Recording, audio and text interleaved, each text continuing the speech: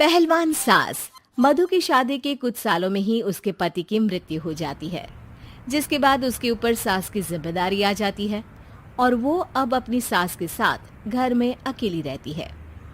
Mummy, नाश्ता बना दिया है, टाइम से खा लेना।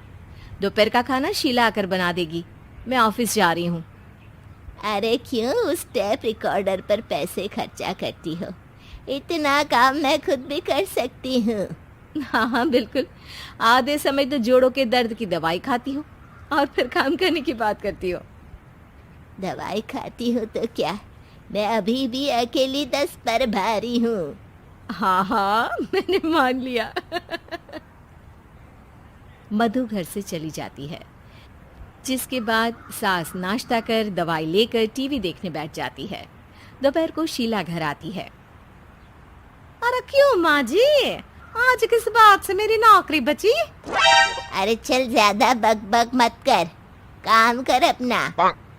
शीला खाना बनाने लगती है और सास वहीं पास में बैठ जाती है। माँ जी, मैं तो हमेशा ही बोलती हूँ दीदी की दूसरी शादी करा दो। कब तक आप दो औरतें घर में अकेली रहोगी? आजकल माहौल भी बहुत खराब है और फिर दीदी की उम्र भी तो निकली जा रही है ना। तेरा नाम टेप रिकॉर्डर सही रखा है मैंने। तेरी एक ही बात को रिपीट मोड पर चलाने से वो पूरी नहीं हो जाएगी, इसलिए मेरी बहू से ज्यादा खाना बनाने पर ध्यान दे, नहीं तो कहीं वो भी तुझसे मुंह ना फेर ले और नौकरी चली जाए। क्या माँ जी, आप भी हमेशा मेरी नौकरी के पीछे ही पड़ी रहती हो? तो क्या तेरे पीछे पड़ूं? इसी तरह दोपहर से शाम हो जाती है और शीला अपना काम खत्म कर वापस चली जाती है। अब अकेली सास एक बार फिर टीवी देखने बैठ जाती है, जिसकी थोड़ी ही देर में मधु घर आ जाती है और सास बिना कोई देर किए शीला की बातें उसे बताने लगती है। मम्मी, आप भी ना किसी बच्चे से कम नहीं हो, जिसके पास हमेशा शीला को लेकर कोई ना कोई बात रहती ही है। अब बस भी करो ना, इतनी बुरी नहीं है बेचारी। अरे मैंने कब कहा बुरी है, बस उसकी बातें करके मुझे बड़ा मजा आता है। सास की बात पर हंसते हुए दोनों डिनर करने बैठती ही हैं कि लाइट चली जाती है। अंधेरे में मधु मोबाइल की फ्लैश लाइट जलाकर मोमबत्ती ढूंढने लगती है। तभी उसे हॉल में कुछ गिरने की आवाज आती है। मम्मी, आप अंधेरे में इधर उधर क्यों घूम रही हो? अरे तेरे पीछे ही तो खड़ी हूँ। हाँ, अगर आप यहाँ हो तो वो हॉल में सामान कैसा गिरा? भूत आया। अरे मुझे क्या पता, जाकर देखना पड़ेगा ना। दोनों हॉल में जाते हैं, लेकिन वहां कोई नहीं होता। अब उन्हें कमरे में से सामान गिरने की आवाज आती है।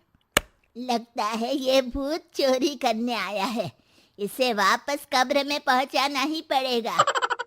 बस हाँ हाँ, आप ज्यादा ना तीस मार खा मत बनो, मैं पुलिस को फोन करती हूँ। अरे जब तक तेरी पुलिस आएगी तब तक क्या वो हमारे साथ बैठकर अंताक्षरी खेलेगा? हट डरपोक, संभालने दे मुझे। अब सास पास रखा फ्लावर पॉट उठाकर कमरे की तरफ बढ़ने लगती है, जहां उसे दो आदमी दिखाई देते हैं। पीछे पीछे मधु भी वहां आ जाती है। मम्मी, अभी भी मौका है, बाहर भाग जाते हैं। मधु की आवाज सुन चोर चौकन्ने हो जाते हैं। ओए तुम दोनों, जहां हो वहीं खड़ी रहना, नहीं तो दोनों को गोली मार दूंगा। अरे तुम दोनों अभी के अभी बाहर जाओ, नहीं तो मैं तुम्हें जिंदा नहीं छोड़ूंगी। ये बुढ़िया हमें धमकी दे रही है। अबे तुम दो अकेली अब लड़ते क्या कर लोगी? अरे जा भेजा, दोनों को बांध दे। जैसे ही दूसरा आदमी सास को पकड़ने उसके पास आता है, तो वो उसके सर पर फ्लावर पॉट मार देती है। उसके सर से खून बहने लगता है, जिसे देख दूसरा आदमी गन निकालकर हवा में गोली चला देता है, जिससे बचते हुए दोनों सास बहू वहां से भाग जाती हैं। अब वो तीनों एक दूसरे के आगे पीछे पूरे घर में भागने लगते हैं। मम्मी, आपने तो सच में उसे मार दिया। तो मजाक में कौन मारता है? और अभी तुम मेरे साथ ही रहना, नहीं तो पक्का मारी जाओगी। ये औरतों को कमजोर समझता है ना। आज इसे औरतों की ऐसी ताकत दिखाऊंगी कि ये आदमी पैदा होने पर शर्म करेगा। ये अचानक आपके अंदर झांसी की रानी कहाँ से जाग गई? वैसे तो हमेशा जोड़ों में दर्द बोलती रहती हो। अभी तुम्हें जान बचानी है या जोड़ों के दर्द की कहानी सुननी है? मधु और उसकी सास कमरे में जाकर दरवाजा अंदर से बंद कर लेते हैं, जिस पर चोर बाहर खड़ा दरवाजा बजाते हुए उन्हें आवाज लगाने लगता है। क्यों डर गई? अरे वैसे तो बहुत धमकी दे रही थी। गेट खोल अब बुढ़िया।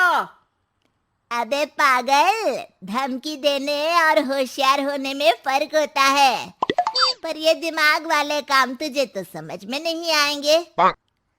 रुक, अभी तेरा दिमाग ही बाहर निकालता हूँ। ये कहते हुए चोर गोली चलाने ही वाला होता है कि सास अचानक दरवाजा खोलकर उसके मुंह पर परफ्यूम डाल देती है, जिससे चोर गन फेंककर दर्द से चिल्लाने लगता है।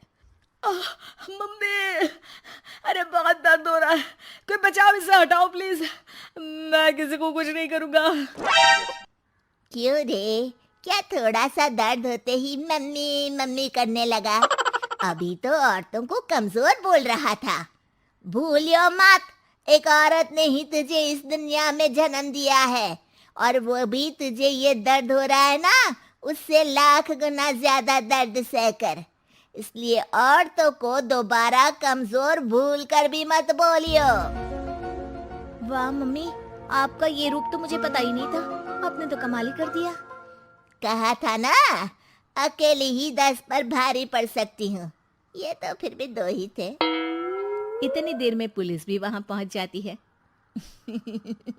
आ गए आप, कर लो इन्हें अरेस्ट और जेल में बैठकर अंताक्षरी खेलना।